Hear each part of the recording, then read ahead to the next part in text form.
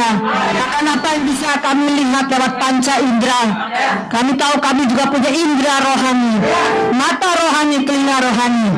Kami bisa melihat, kami bisa merasakan hadirnya Tuhan. Immanuel, Allah beserta kami. Membuat kami tidak pernah kesepian, membuat kami tidak pernah sendirian, membuat kami tidak pernah ditinggalkan. Karena ada Immanuel, Allah beserta kami. Dia roh hikmat, roh pengertian, roh wahyu memimpin kami semua. Ubah kami Tuhan, tidak seperti kami datang. Dalam nama Yesus yang percaya katakan. Nah, saudara sekalian, firman Tuhan itu selalu kita perlukan, karena itulah dasar kehidupan kita. Saudara tahu, kita belajar tentang kerajaan surga atau kerajaan Allah. Saudara tahu kerajaan Allah itu adalah kerajaan yang bergerak dengan firman. Bergerak dengan firman. Ketika Tuhan menciptakan dunia ini juga Tuhan memulai dengan apa? Berfirman, maka semuanya jadi.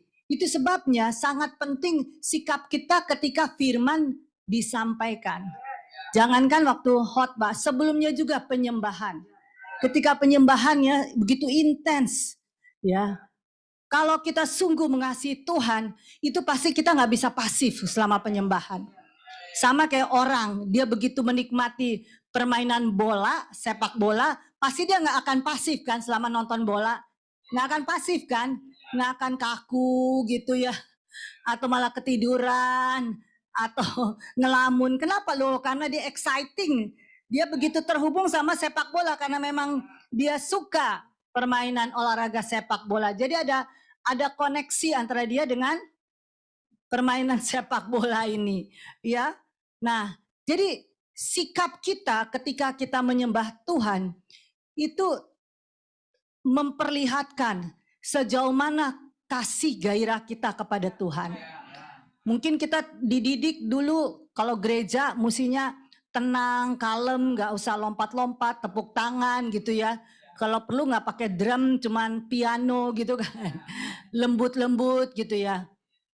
Tapi saudara, berarti kita telah memenjarakan emosi yang Tuhan berikan buat kita. Karena kita juga manusia perasaan, ya.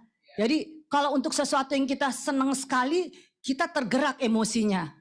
Kenapa untuk Tuhan nggak kelihatan gerakannya? Benar ya, kalau orang bilang enggak, saya dididik, saya memang orangnya gitu. Kita dari keluarga yang memang apa ya, tanpa emosi gitu ya.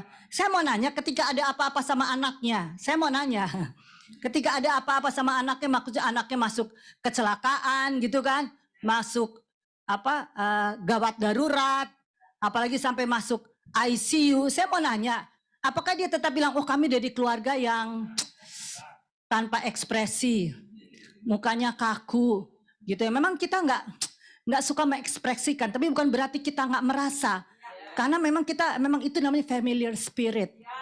Hari Selasa kemarin Papa Jonathan David bicara soal familiar spirit.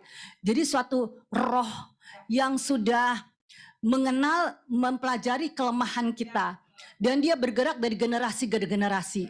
Jadi orang bisa lihat. Jadi orang bisa bilang, emang keluarga itu gitu, emang gue gitu, emang kenapa? Emang kenapa? Nah gitu ya. Enggak, itu ada something behind. Sesuatu yang bergerak di balik itu. Orang bilang, enggak, keluarga saya memang rame. Aduh, kalau udah keluarga saya ngomong, kakak, adik, ngumpul. Itu enggak satu pun bisa menyelesaikan kalimat. Yang satu baru ngomong, yang adiknya udah nimbrung, kakaknya ngomong, wah keluarga kita rame. Terus suka teriak-teriak, memang gitu, tapi bukan berarti kita benci, enggak ya. That's the way, itulah cara keluarga kita.